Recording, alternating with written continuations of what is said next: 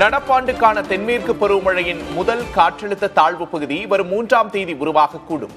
இந்திய வானிலை ஆய்வு மையம் கணிப்பு.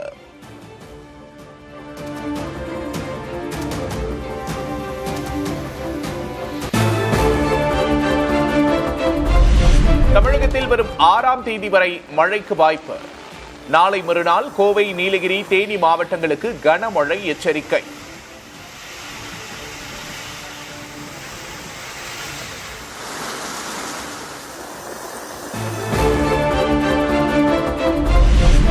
சென்னை மற்றும் புறநகர் பகுதிகளில் மழை. கிண்டி, ராயப்பேட்டை, மாதவரம், பல்லாவரம், குரோம்பேட்டையில் மழையால் குளிர்ச்சியான சூழல்.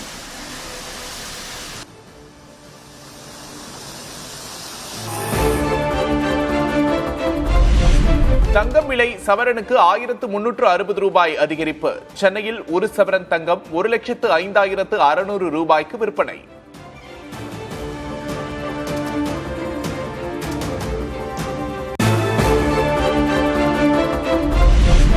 வெள்ளி விலை காலையில் கிலோவுக்கு 5,000 ரூபாய் அதிகரிப்பு. சென்னையில் 1 கிராம் வெள்ளி 245 ரூபாய்க்கு விற்பனை.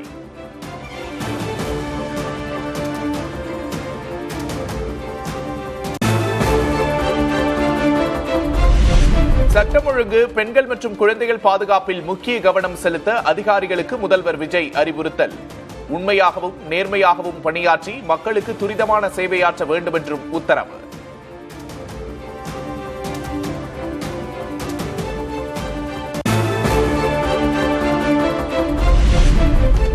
IAS, IPS மாநாட்டில் ஆட்சியர்கள், காவல் அதிகாரிகளுக்கு விருது.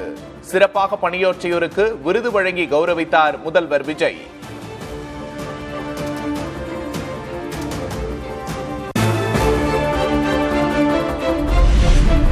சென்னை தலைமைச் செயலகத்தில் வனத்துறை அதிகாரிகளுடன் ஆலோசனை நடத்திய முதல்வர் விஜய். சுற்றுச்சூழல், காலநிலை மாற்றம், வனத்துறை சார்ந்த திட்டங்கள் தொடர்பாக ஆலோசனை.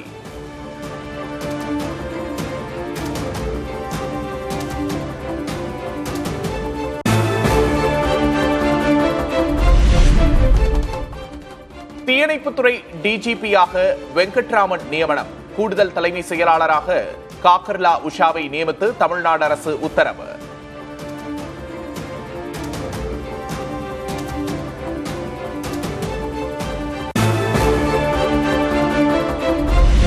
தாவேகா தோழமை கட்சிகள் கூட்டத்தில் பங்கேற்க காங்கிரசுக்கு அழைப்பு. 11 எம்பிக்கள், 2 அமைச்சர்கள் பங்கேற்க இருப்பதாக மாணிக்கம் தாக்கூர் அறிவிப்பு.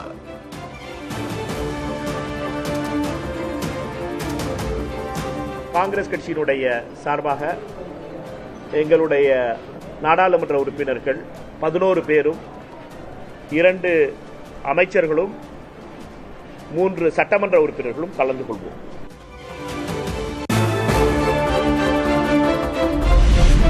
கூட்டணி கட்சிகள் கூட்டத்தில் பங்கேற்க இடதுசாரிகளுக்கு தாவேகா அழைப்பு. சண்முகம், வீரபாண்டியனை நேரில் சந்தித்து அழைப்பு விடுத்த அமைச்சர்கள் ஆனந்த், ஆதவர்ஜுனா.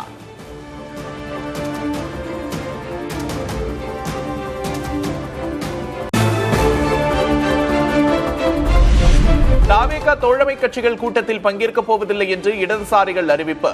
கூட்டத்தில் பங்கேற்கவில்லை என்றாலும் முதல்வர் விஜயை சந்திக்க இருப்பதாக தகவல்.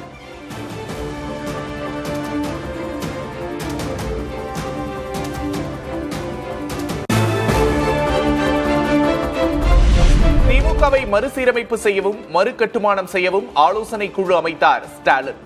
முன்னாள் அமைச்சர்கள் தங்கம் தென்னரசு, கீதா ஜீவன், சக்கரவாணி, சிவசங்கருக்கு குழுவில் இடம்.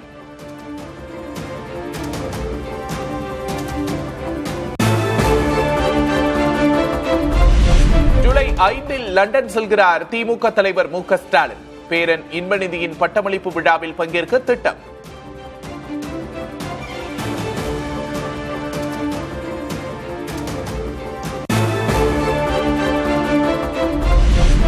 திமுக முன்னாள் அமைச்சர் ஏவா வேலுவுக்கு லஞ்ச ஒழிப்புத்துறை சம்மன். கடந்த 25ஆம் தேதி சோதனை நடந்த நிலையில் ஜூலை 3ஆம் தேதி ஆஜராக உத்தரவு.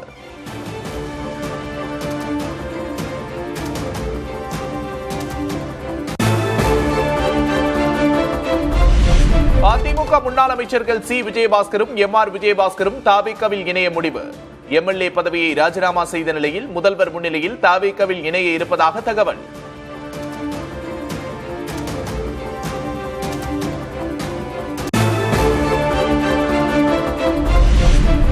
சக்தி திமுகவுடன் அதிமுக எப்படி கைகோர்க்க முடியும்? தொண்டர்களின் உணர்வுகளை துச்சமாக மதித்து கே பழனிசாமி எடுத்த முடிவே கட்சி அழிவுக்கு காரணம் என்று எம்.ஆர். விஜயபாஸ்கர் அறிக்கை.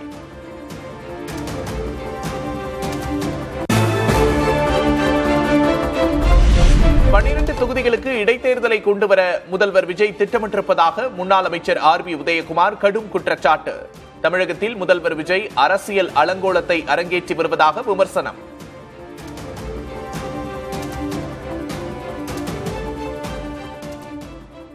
பெரும்பான்மை பலம் கிடைக்கிற வழியிலே இன்னும் 12 சட்டசபை தொகுதிகளுக்கு மொத்தமாக இடைத்தேர்தல் நடத்த மாண்புமிகு தாவேக தலைமையில விஜய் அவர்கள் திட்டமிட்டிருக்கிறார்.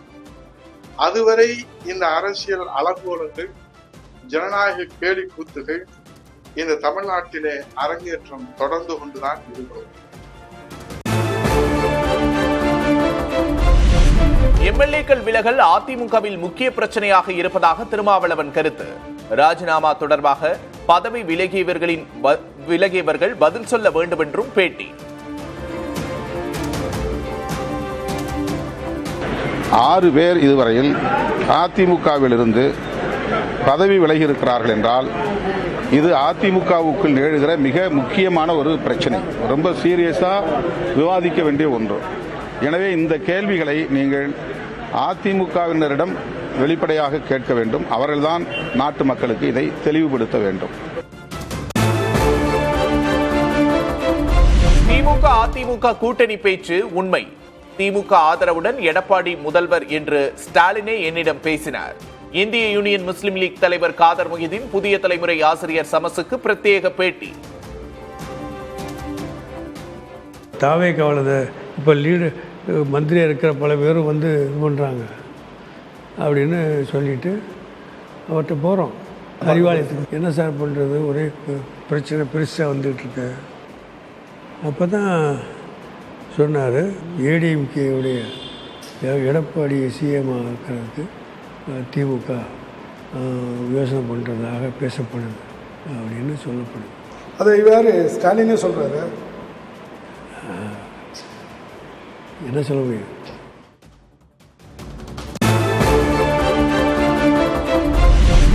முதல் நாள் எடப்பாடி முதல்வர் என்றார்கள், மறுநாள் திருமாவளவன் முதல்வர் என்றார்கள்.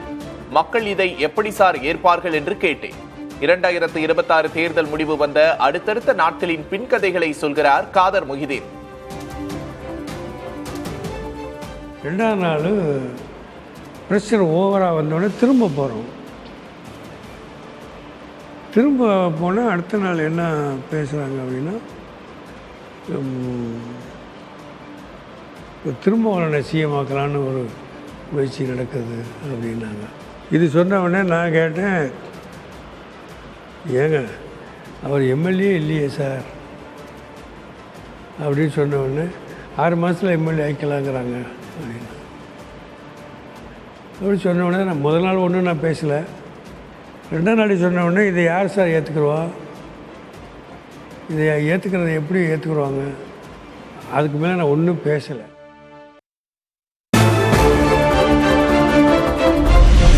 பாஜக ஆதரவுடன் ஆட்சி அமைக்க திமுகவும் அதிமுகவும் இன்று வரை தொடர்ந்து முயற்சி. புதிய தலைமுறைக்கு காதர் மொஹிதீன் அளித்த நேர்காணலை குறிப்பிட்டு அமைச்சர் நிர்மல்குமார் பேட்டி.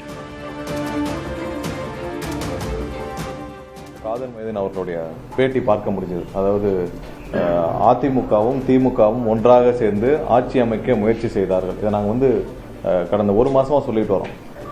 மறைமுகமாக பாரதிய ஜனதா பின்னாடி அதை ஆப்ரேட் பண்ணாங்க நான் சொன்னோம். அதுதான் இன்னைக்கு ஐயா காதர் மொஹிதீன் அவர்கள் வெளிப்படையாக இன்னைக்கு ஒரு பேட்டியில் சொல்லியிருக்காரு. அது சில நிமிடங்கள் பார்க்க முடிஞ்சது.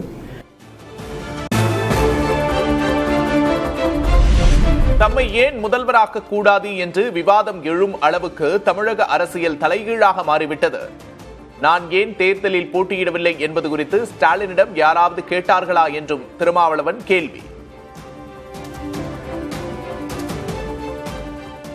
ஏன் போட்டியிடல அப்படிங்கிறதுக்கு என்கிட்ட விளக்கம் கேட்கிறவன் எவனும் ஒரு ஆள் கூட அவரு போட்டியிடாமல் போனதற்கு எது காரணம் என்று திமுகவிடம் யாரும் கேட்கவில்லை. திமுக தலைவர்கிட்ட கேட்க வேண்டியதானே?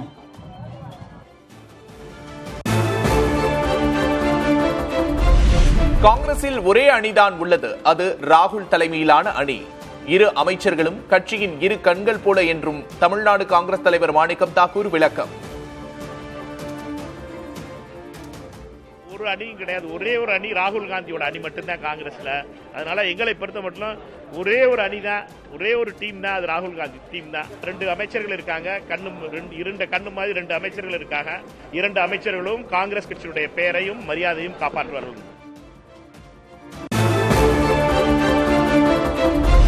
தமிழகத்தில் எந்த நேரத்திலும் தேர்தல் வரலாம் என்று கூறிய திமுக தலைவர் மு க ஸ்டாலின், தோற்றவர்கள் அப்படித்தான் பேசுவார்கள் என்று மாணிக்கம் தாக்கூர் பதில். தோத்துட்டோம்னாவே இப்படித்தான் பேசுவோம் நம்ம. அதனால அது ஒரு சிண்ட்ரோம். அதனால அந்த சிண்ட்ரத்தை நீங்க தயவுசெய்து குறையா பார்க்காதீங்க. தேர்தல் வரும், 3 மாசத்துல தேர்தல், உள்ளாட்சி தேர்தல் வரும், 6 மாசத்துல இடைத்தேர்தல் வரும், 3 வருஷம் கழிச்சு பாராளுமன்ற தேர்தல் வரும். ஆனா ஜெயிக்க போறது இந்த கூட்டணியா இருக்க போகுது. கடந்த திமுக ஆட்சியில் கமிஷன் கட்டிங் கரப்ஷன் இருந்ததாக மதிமுக பொதுச் செயலாளர் வைகோ குற்றச்சாட்டு. கூட்டணியில் இருந்து கொண்டே விமர்சித்தால் நாகரிகமாக இருக்காது என்றே அமைதியாக இருந்ததாகவும் விளக்கம். இந்த கூட்டணியில் இருந்தாங்க, நான் மறைக்காத செய்யறேன். கூட்டணி தான் இருந்தேன், கூட்டணியில் இருந்துகிட்டு பேசுறது அயோக்கியத்தனம் இல்ல. கூட்டணிக்குள்ள இருந்துகிட்டே கூட்டணி அட்டாக் பண்றது என்ன அரசியல் தர்மம்? மனச்சாட்சி என்ன வரும்?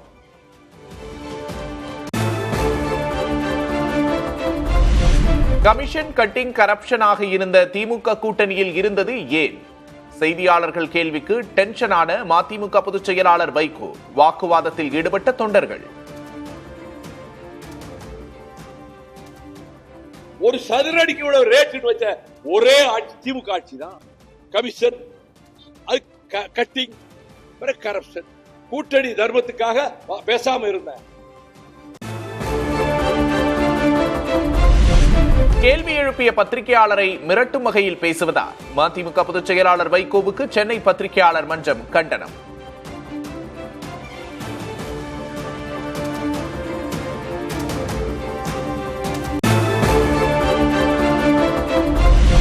பத்திரிகையாளர்களிடம் உணர்ச்சி வயப்பட்டதற்கு வருத்தம் தெரிவித்தார் வைகோ.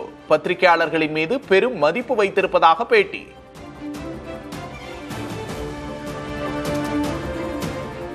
இவ்வளவு கோவப்பட்டு கண்டனம் தெரிவிக்க உரிமை அவங்களுக்கு உண்டு. நான் அதுக்காக வருத்தப்படுறேன். நான் பத்திரிகையாளர்களை மரியாதையாகத்தான் நடத்துவேன், எதிர்காலத்திலும் மரியாதையாகத்தான் நடத்துவேன். யார் மேல எனக்கு கசப்போ, காழ்ப்போ, வெறுப்போ, கடுகளவும் எனக்கு கிடையாது.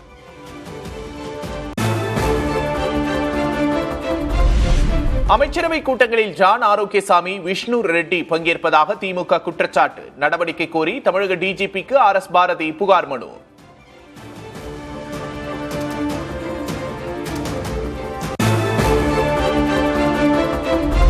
தமிழ்நாடு பாஜகவின் முன்னாள் தலைவர் அண்ணாமலை மீதான வழக்கை வாபஸ் பெற்றார் TR பாலு. 2023 அண்ணாமலை வெளியிட்ட DMK ஃபைல்ஸை தொடர்ந்து அண்ணாமலை மீதான அவதூறு வழக்கு வாபஸ்.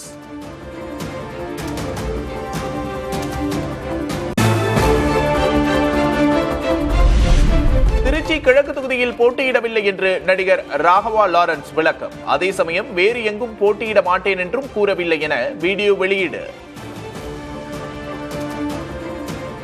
திருச்சி தொகுதியில் விஜய் சார் யார் நிற்க வைக்கிறாங்களோ யார் வேணாலும் ஜெயிப்பாங்க. ஏன்னா விஜய் சார் முகத்துக்கு தானே ஓட்டு விடுது. ஸோ அந்த இடத்துல போய் நான் போய் நிற்கிறதுன்றது அது தர்மமே இல்லைல்ல.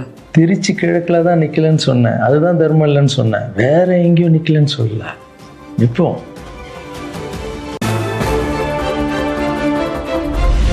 மயிலாடுதுறை அருகே இளைஞர் சிறுமி தூக்கிட்ட நிலையில் சடலமாக மீட்கப்பட்ட விவகாரத்தில் இயற்கைக்கு மாறான மரணம் என்று வழக்கு பதிவு. சிறுமியின் தந்தை உட்பட 5 பேரை கைது செய்து காவல்துறை விசாரணை.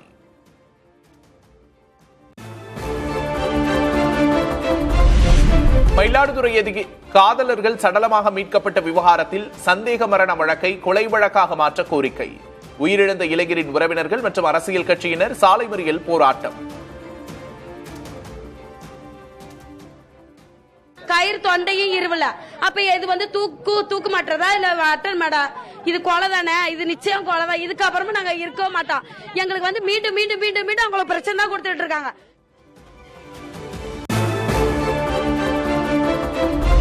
சடலமாக மீட்கப்பட்ட சிறுமியின் உடல் உடற்கூராய்வுக்கு பின்னர் சொந்த ஊருக்கு கொண்டு செல்லப்படாமல் மயிலாடுதுறையிலேயே தகனம். தங்களுக்கு எதிரான ஆணவ கொலை குற்றச்சாட்டுகளுக்கு சிறுமியின் தாயார் மறுப்பு. பொண்ணே இருந்துட்டு நிக்கிறோம், நாங்க பண்ணிட்டோங்கிறாங்க சார். நாங்க முடியாது, நாங்க எப்படி சார் பண்ணுவோம்? என் குழந்தை நிறைய நைட்டே பிடிச்சிட்டு போயிட்டாங்க. அவங்க 2 ஃப்ரெண்டு போட்டு ஜெயிலில் வச்சிருக்காங்க. அவங்களே விட மாட்டாங்க. நாங்களே இப்படி இருக்கோம், எப்படி சார் பண்ணுவோம்? மனசாட்சியே இல்லாம நடந்துக்கிறாங்க சார். வீட்டெல்லாம் அடிச்சு நொறுக்கிட்டாங்க.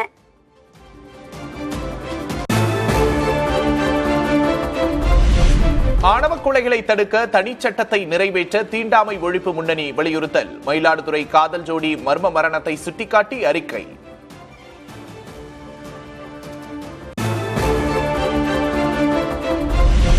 முதல்வர் விஜய் தலைமையில் மாநாடு நடந்த நாளிலேயே சட்டம் ஒழுங்கு சீரழிந்துள்ளதாக திமுக கண்டனம். இளைஞர் சிறுமி தூக்கில் தொங்கிய காட்சியை பார்த்து தமிழகமே பதைபதைத்துள்ளதாக விமர்சனம்.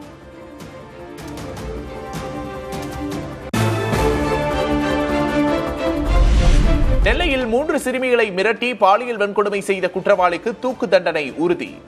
ஆனந்தசேகர் என்பவருக்கு விதிக்கப்பட்ட தண்டனையை உறுதி செய்தது உயர்நீதிமன்ற மதுரை கிளை.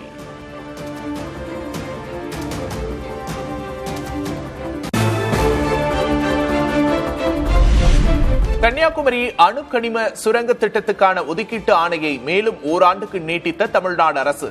அரசாணையை முதல்வர் விஜய் உடனடியாக ரத்து செய்ய வேண்டும் என பூவுலகின் நண்பர்கள் அமைப்பு வலியுறுத்தல்.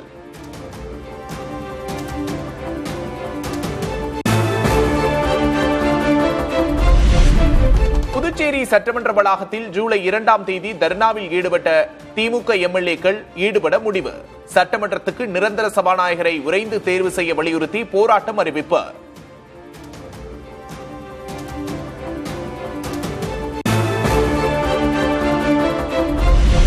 சாகித்ய அகாடமி விருது வென்ற கவிஞர் புவியரசு காலமானார். மு.க. ஸ்டாலின், மு. வீரபாண்டியன், கமல்ஹாசன், சு. வெங்கடேசன் உள்ளிட்டோர் இரங்கல்.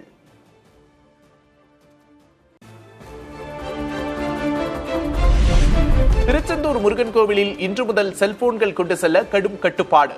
தடையை மீறினால் செல்போன்கள் பறிமுதல் செய்யப்படும் என்று கோவில் நிர்வாகம் எச்சரிக்கை. மகாராஷ்டிரா தலைநகர் மும்பையில் வெளுத்து வாங்கிய கனமழை. சாலைகளில் குளம் போல தண்ணீர் தேங்கியதால் வாகன ஓட்டிகள் பாதிப்பு.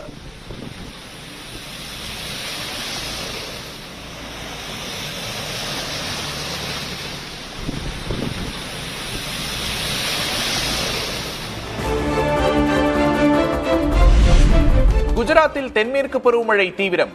தொழில் நகரமான சூரத்தில் வீடுகளை சூழ்ந்த வெள்ளம்.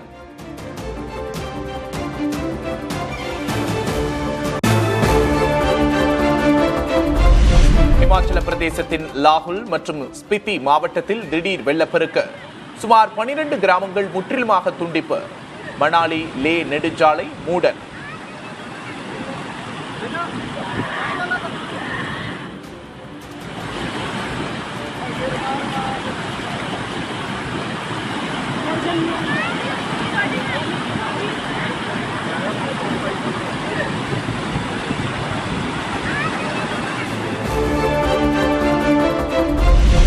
கானா நாட்டில் பெய்து வரும் கனமழையால் வெள்ளத்தில் தத்தளிக்கும் நகரங்கள். நீர்மட்டம் தொடர்ந்து உயர்வதால் கட்டிடங்களின் கூரைகளில் தஞ்சமடைந்துள்ள மக்கள்.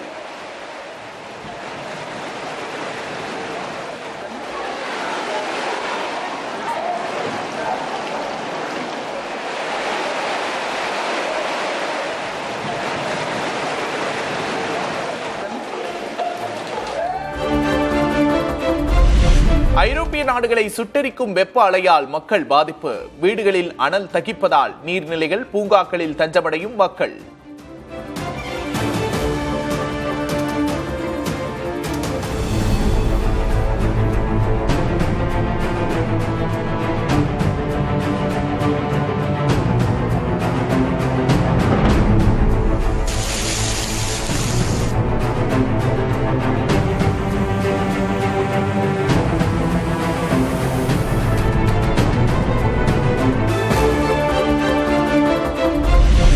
மேற்காசியாவில் நிலவும் அசாதாரண சூழல் குறித்து ஈரான் அதிபரோடு தொலைபேசியில் ஆலோசனை நடத்திய பிரதமர் மோடி.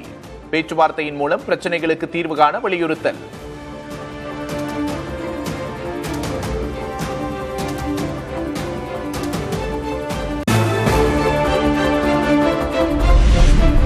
டெல்லியில் மத்திய அரசு துறை செயலாளர்களோடு பிரதமர் மோடி உயர்மட்ட ஆலோசனை. சுயசார்பை ஊக்குவிக்கவும், தொழில் தொடங்குவதற்கான விதிமுறையை தளர்வுகள், சீர்திருத்தங்களை வேகப்படுத்தவும் அறிவுறுத்தல்.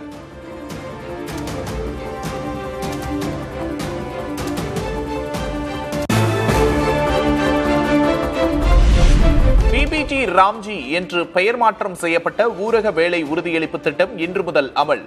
தொழிலாளர்களுக்கான தினக்கூலியை 298 ரூபாயிலிருந்து 327 ரூபாயாக உயர்த்தியது மத்திய அரசு.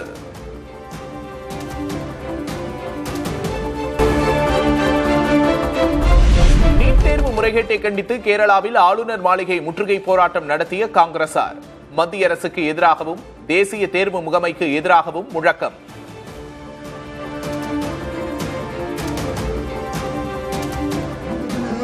വിവാഹത്തിന്റെ തൊട്ടുപിറകിൽ കടന്നുവരും വിദ്യാർത്ഥികൾ ആത്മഹത്യ ചെയ്തിട്ടും നിശബ്ദത തുടരുന്ന നരേന്ദ്രമോദി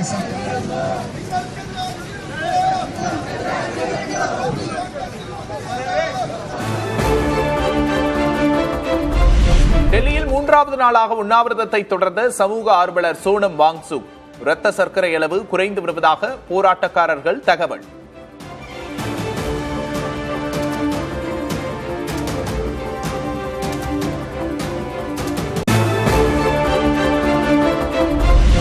இந்திய ராணுவத்தின் 31வது தலைமை தளபதியாக பதவியேற்றார் ஜெனரல் தீரஜ் சேத். ராணுவத்தில் 40 ஆண்டு காலம் பல்வேறு பொறுப்புகளை வகித்து அனுபவம் பெற்றவர்.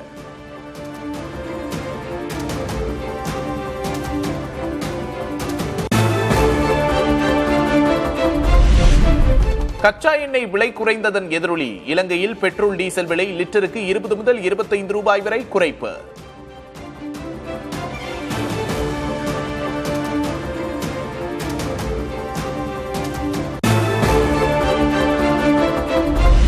அமெரிக்காவில் பிறக்கும் குழந்தைகளுக்கு தானாகவே குடியுரிமை வழங்கும் சட்டத்தை கட்டுப்படுத்தும் அதிபர் டிரம்பின் உத்தரவு ரத்து. அமெரிக்க உச்சநீதிமன்றத்தின் தீர்ப்பால் லட்சக்கணக்கான புலம்பெயர்ந்த குடும்பத்தார் நிம்மதி.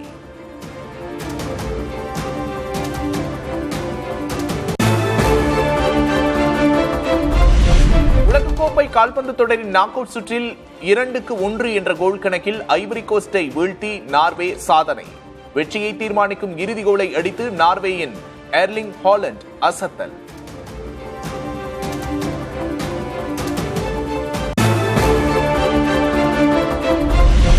உலகக்கோப்பை கால்பந்து தொடரில் ஸ்வீடனுக்கு எதிரான ஆட்டத்தில் 3-0 என்ற கோல் கணக்கில் பிரான்ஸ் அணி வெற்றி. 2 கோல்கள் அடித்து மிரட்டிய எம்பாப்பே.